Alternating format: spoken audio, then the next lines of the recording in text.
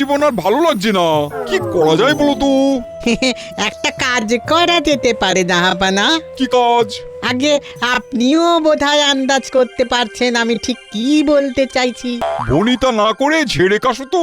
আগে জাহাপানা, বহুদিন হয়ে গেল আমরা কৃষ্ণনগরে যাইনি। চলুন না, ওখানে গিয়ে কদিন একটু সেবা নিয়েও আসবেন। আর বুদ্ধি খাটিয়ে যদি গোপালকে আমরা অপদস্থ করতে পারি তাহলে তো খেলা পুরো জমে যাবে।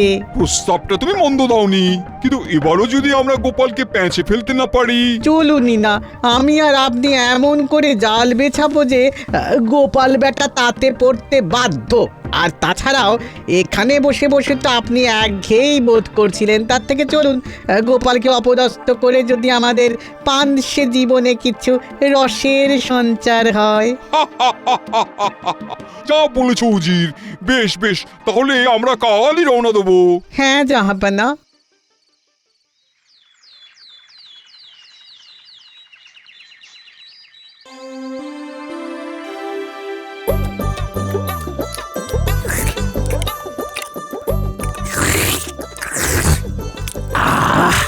পায়েসটার কি স্বাদ হয়েছে মন্ত্রী! ও অসাধারণ, অসাধারণ। সত্যি আমাদের যে বাঙালিদের 12 মাসে 13 পার্বণ, আর সেই পার্বণ উদযাপন করার মধ্যে যে কি আনন্দ! আহা! কি বলো তোমরা সবাই? তা যা বলেছেন মহারাজ, এর জন্য কিন্তু মন্ত্রীমশাইকে আমাদের বাহবা দিতেই হবে। নবান্নের পার্বণে নেমন্তন্ন করে বড় সুন্দর আয়োজন করেছেন কিন্তু। সে কি গোপাল, আজ সূর্য কোন দিকে উঠেছে যে তুমি আমার সুনাম করছো? কেন মন্ত্রীমশাই, পেছনে লাগার কাজ তো আমার নয়।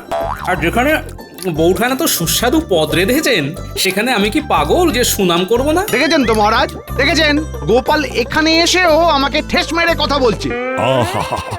আজকে একটা শুভ দিন, বৎসরকার নবান্নের দিনে নতুন ধান এনে কত আনন্দ করে নবান্ন উৎসব হয়।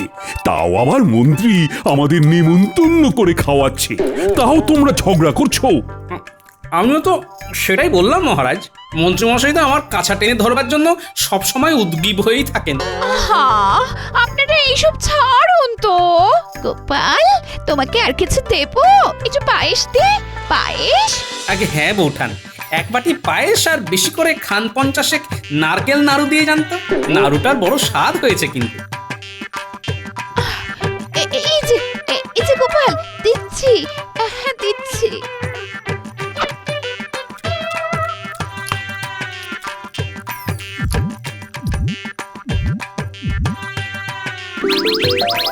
তুমি একসাথে এতগুলো নাড়ু খেয়ে ফেললে গোপাল, আমার তো ভাবলেই বদ হজম হয়ে যাচ্ছে। তবেই তো আমার নাম গোপাল। আমি যেমন খেতেও পারি তেমন ঘোল খাওয়াতেও পারি, কি বুঝলে?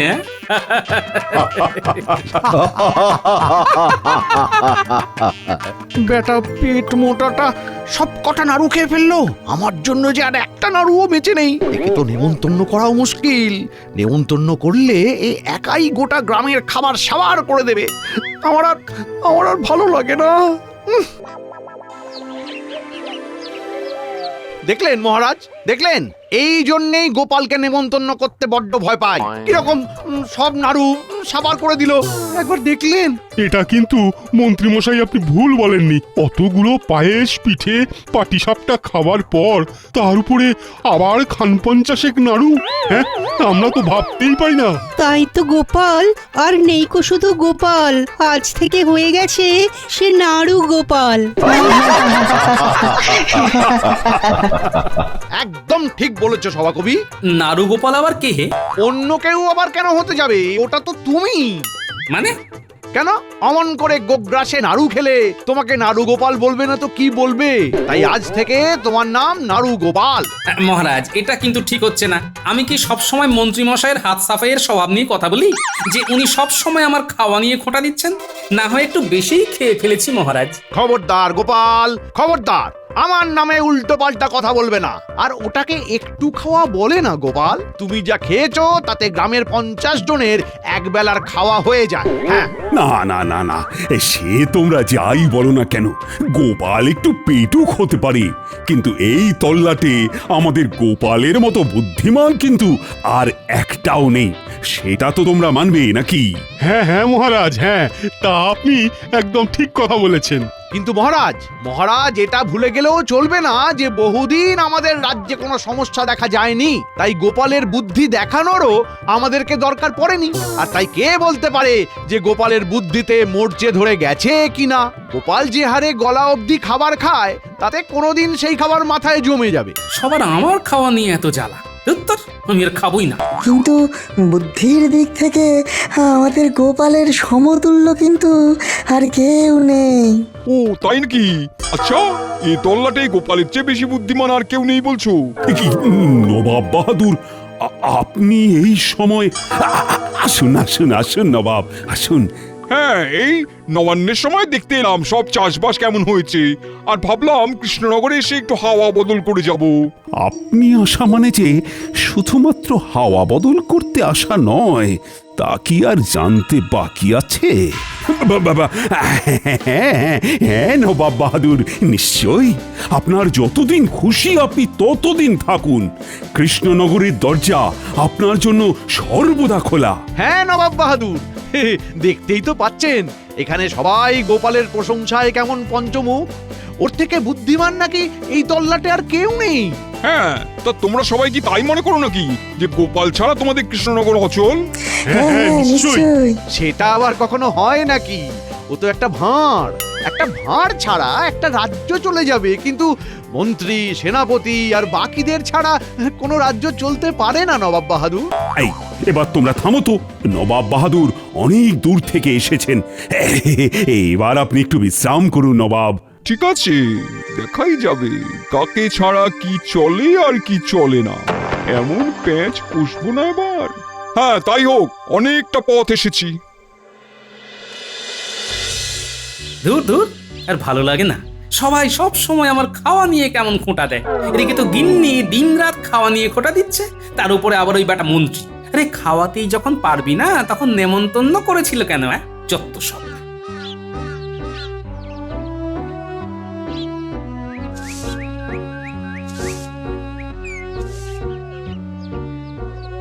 কি গো, আজ আবার মুখ করে আছো কেন?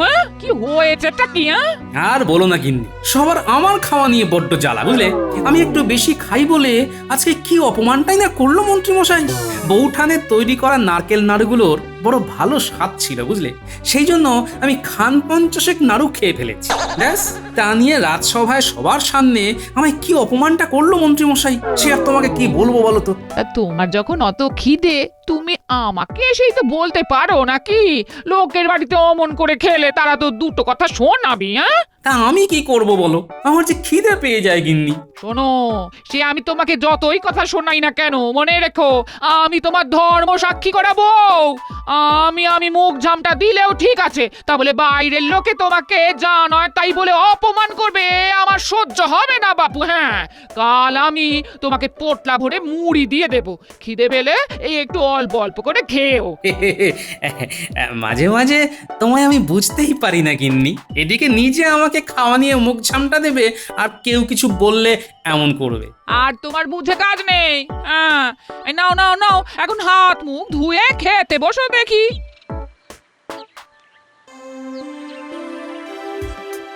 বুঝলে কৃষ্ণচন্দ্র, আমি কৃষ্ণনগরের পাশে যে জঙ্গল আছে সেখানে একটু ঘুরতে যেতে চাই। সঙ্গে তুমি, মন্ত্রী আর গোপাল যাবে, আমায় ঘুরিয়ে নিয়ে আসবে। অনেকদিন ওদিকটা যাওয়াও হয়নি। হঠাৎ নবাব আমাদেরকে নিয়ে যেতে চাইলো কেন? কি জানে কি মতলব আছে। আজব জ্বালায় পড়েছি বাবা, পড়েছি নবাবের হাতে। ঘুরতে নিয়ে যেতে হবে সাথে। একবার শুধু চলো, তারপরই তোমাদের সব ধনুর পনুর বেরিয়ে যাবে।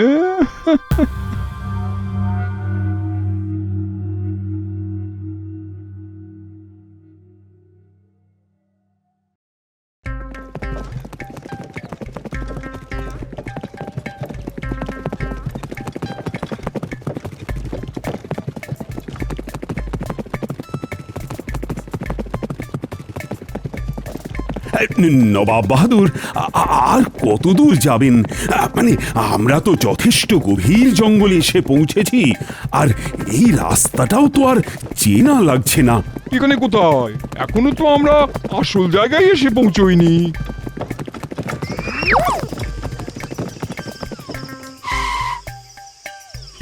কি তোমরা কারা?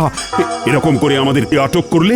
কেউ একটা কথাও বলবেন না, সবাই চুপ করে থাকুন, নইলে নইলে এক্ষুনি প্রাণ পাখি চলে যাবে, তারপর ওই নদীতে ভাসিয়ে দেব। আর আপনাদের প্রহরীদের বলছি, এক্ষুনি পালিয়ে যাও, নইলে নইলে তোমরাও বাঁচবে না।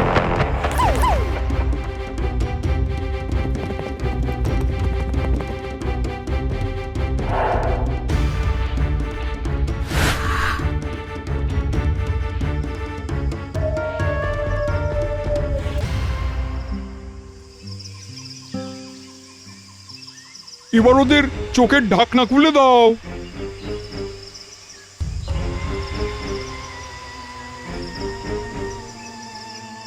কি হচ্ছে নবাব বাহাদুর আমাদের সাথে? আমরা তো কিছুই বুঝতে পারছি না। এত সহজে সব বুঝে গেলে তো হয়েই যেত কৃষ্ণচন্দ্র। খুব গোপালের বুদ্ধি বুদ্ধি করে কদিন ধরে লাফাচ্ছিলে না। নাও এবার গোপালকে বলো ওর বুদ্ধির চড়ে ওই বিপদ থেকে উদ্ধার করুক। আমার আমার খুব ভয় করছে মহারাজ। আমার বাড়িতে বউ একা আছে, আমি এরকম ঘন জঙ্গলের মধ্যে আটকা পড়েছি, ও যদি জানতে পারে, ওদিকে ও তো কেঁদে ভাসিয়ে দেবে মহারাজ, কেঁদে ভাসিয়ে দেবে। তুমি থামো তো মন্ত্রী, এদিকে দেখতে পাচ্ছ তিনজন একসাথে বিপদে পড়েছি, আর তুমি শুধু স্বার্থপরের মতো নিজের কথাই ভাববে। মহারাজ আমাকে বাঁচান, আমাকে বাঁচান। এই তুমি এবার থামবে কিনা? আমাকে মাথা ঘামিয়ে কিছু সিদ্ধান্ত নেওয়ার সময়টুকু তো দেবে। আপনি ঠিক কি চাইছেন নবাব বাহাদুর, যদি একটু খোলসা করে বলতেন? না হলে এই ঘন জঙ্গলের মাঝে মশার কামড় খেয়ে বুনো জানোয়ারের ভয়সংকুল জায়গাটা তো আর খুব একটা মনোমুগ্ধকর নয়। হ্যাঁ, এবার তাহলে আমি খোলসা করে বলি। তোমরা গোপালকে নিয়ে তো বড্ড বেশি নাচানাচি করো, তা আমিও দেখতে চাই তোমাদের গোপাল কি এমন বুদ্ধিমান যে এই রকম একটা বিপদের জায়গা থেকে উদ্ধার করে তোমাদেরকে নিরাপদভাবে কৃষ্ণনগরে নিয়ে যেতে পারে। হ্যাঁ, দেখি। আমি জানতাম, আর এই জন্যেই আমি গোপালকে নিয়ে এত নাচানাচি মোটেই পছন্দ করিনি। আমি বারবার বলেছিলাম যে গোপালকে নিয়ে এত আদিক্ষেতা করবেন না, করবেন না, করবেন না। এবার হলো তো। নবাব বাহাদুর, আপনি আমাদেরকে ভ্রমণ করতে নিয়ে আসার নাম করে এই রকম ভাবে যে একটা বিপদের মধ্যে ফেললেন, এটাকে আপনি ঠিক করছেন? আর এই পরিস্থিতিতে আমরা কি করে নিরাপদে কৃষ্ণনগর ফিরে যাব? আমরা তো কেউ রাস্তায় চিনি না। তার জন্যই তো তোমাদেরকে গোপালকে একটা সুযোগ দেওয়া, যে ওর বুদ্ধির চড়ে তোমাদেরকে নিরাপদে কৃষ্ণনগরে নিয়ে যা।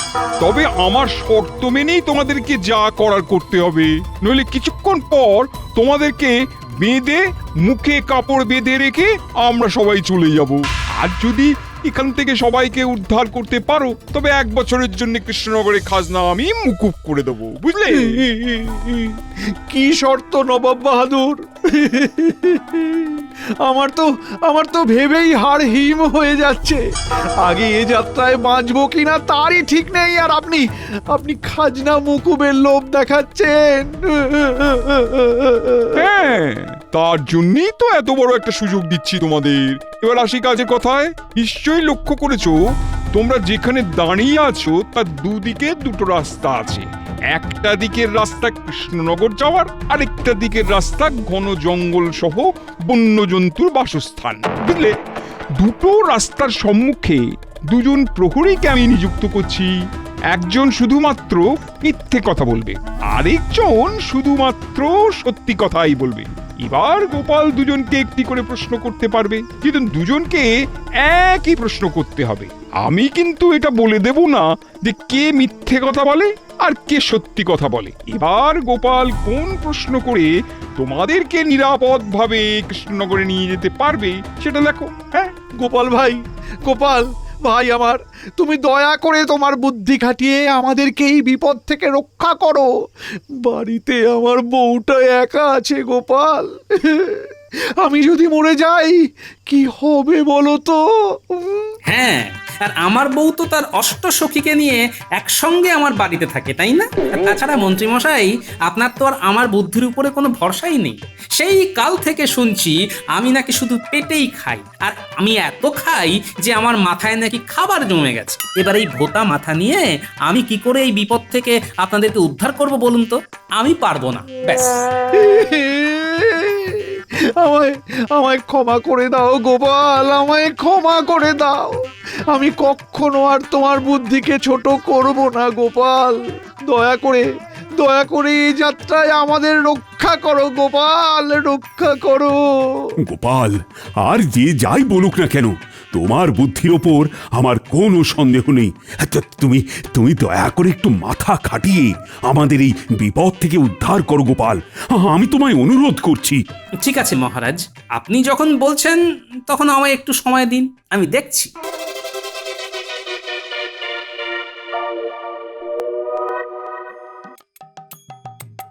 আচ্ছা, আপনি বলুন তো, আপনার সামনের জনকে আমি যদি জিজ্ঞেস করি কোনটা নিরাপদ রাস্তা, তাহলে উনি কোন রাস্তাটা দেখাবেন? আমি তো সব মিথ্যে বলবো। তাহলে উল্টো দিকটা দেখিয়ে দিই। ওই দিকে।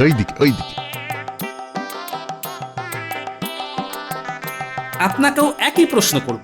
আপনার সামনের জনকে আমি যদি জিজ্ঞেস করি কোনটা নিরাপদ রাস্তা, তাহলে উনি কোন রাস্তাটা দেখাবেন? আমি তো সব সত্যি কথাই বলবো, তাহলে সামনের জন তো বিপদসংকুল রাস্তাটাই দেখাবে। মহারাজ, পেয়ে গেছি রাস্তা, চলুন এই দিকে। তোমার জবাব নেই গোপাল, তোমার একেবারে জবাব নেই।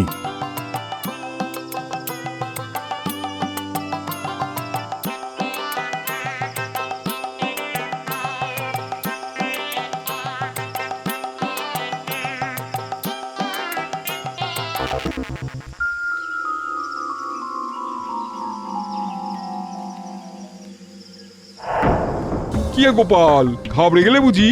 যা সাহায্য করার তা আমি কিন্তু করেই দিয়েছি, প্রশ্ন করার সুযোগ দিয়ে। আর তো আমি কোনো সাহায্য করতে পারবো না। আপনি আমাদের সাহায্য করুন চাই না করুন, আমি কি শুধু তার ভরসায় থাকি নাকি নবাব বাহাদুর? সত্যি তো, এই রাস্তা দিয়ে যখন আসছিলাম তখন তো তোমার চোখ মুখ বাঁধা ছিল, তুমি ওই রাস্তা চিনলে কিভাবে? চলে আসুন পেছন পেছন। কি হলো? এটা কি হলো? হ্যাঁ, আপনারা যতই আমাকে অপমান করুন, ভাঁড় বলে হেলা ছেদ্দা করুন, বুদ্ধির সাথে গোপাল আরো একটা জিনিস নিয়ে চলে, সেটা হলো বিচক্ষণতা। মানে আমার তো কিছুই মাথায় ঢুকলো না জাহাপানা। আমারও না। মাটির দিকে তাকিয়ে দেখুন, কি দেখতে পাচ্ছেন? এ কি, এই মুড়ি কোথায় পেলে? দিনের বেলা গিন্নি আমাকে আমার খিদের জন্য এক পুটলি মুড়ি বেঁধে দিয়েছিল। আমার খুব খিদে পেয়েছিল, তবুও আমি সেই খিদে সম্বরণ করে বিপদের আন্দাজ করেই মুড়ি ছড়াতে ছড়াতে এসেছিলাম। কারণ আপনি তো আর এমনি এমনি কখনো আমাদের কৃষ্ণনগরবাসীকে হাওয়া খাওয়াতে আসেন না, নিশ্চয়ই কিছু মতলবেই আসেন। কিন্তু তোমার তো চোখ বাঁধা ছিল। বুদ্ধিটা তো বাধা ছিল না উজির মশাই, সেটাকে খাটিয়েই কাজ করেছি।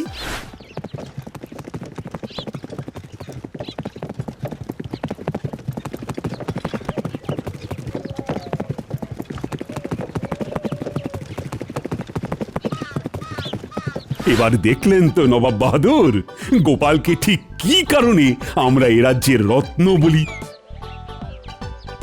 আপনার শর্ত মতো আমি সব কাজই করেছি নবাব বাহাদুর। এবার নিশ্চয়ই 1 বছরের খাজনা মকুব করে দিতে আর কোনো সমস্যা নেই। না, বলেছি যখন তখন তো মুকুব করতেই হবে। তোমাদের 1 বছরের খাজনা আমি মুকুব করলাম। চলুন জাহাপানা, আমাদের আর এখানে থাকাটা মোটেই শোভা পায় না।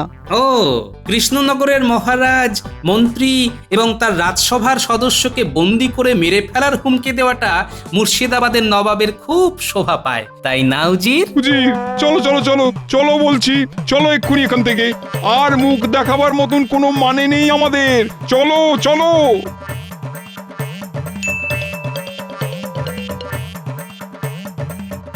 নবাব বাহাদুর, এবারেও কি অবস্থা হলো বলুন তো? আর তো এখানে পা রাখাই যাবে না, যা অবস্থা। যতবারই আসি মুখ পুড়িয়ে চলে যাই। না, এবার হালই ছেড়ে দিতে হবে। আর বেশি কথা বলো না তো, চুপ করে চলে এসো তো এখান থেকে। মন্ত্রীকে রাজসভা থেকে বের করব আমি আজ, বের করবই। কেন মহারাজ, কি হয়েছে? কি হয়েছে? এই বেটা মন্ত্রী কাজের বেলায় কাজী, আর কাজ ফুরলেই পাজি। সব সময় গোপালকে যা নয় তাই করে অপমান করবে, আর গোপালই বিপদ থেকে উদ্ধার করবে, আবার গোপালকেই গালমন্দ করবে। না মহারাজ, না মহারাজ, আমাকে আমাকে ক্ষমা করে দিন। এমন আর কখনো হবে না। গোপাল গোপাল তো আমার ভাইয়ের মতো হয়, বলুন। হ্যাঁ, তা আবার ভাই হবে না, একেবারে মায়ের পেটের ভাই। না মহারাজ, আমি তা কখনোই চাই না। আমাকে সে মন্ত্রীমশাই যতই অপমান করুন না কেন, আমার জন্য কারুর কোনো ক্ষতি আমি চাই না মহারাজ। এই এই শুধুমাত্র তুমি বললে বলে আজ মন্ত্রীকে আমি ছেড়ে দিলাম গোপাল। আর তাছাড়া মন্ত্রীমশাই না থাকলে আমি কার পেছনে লাগবো, আর কার বাড়িতে নেমন্তন্ন খেতে গিয়ে খান পঞ্চাশেক নাড়ু খেয়ে ফেলবো বলুন তো? হ্যাঁ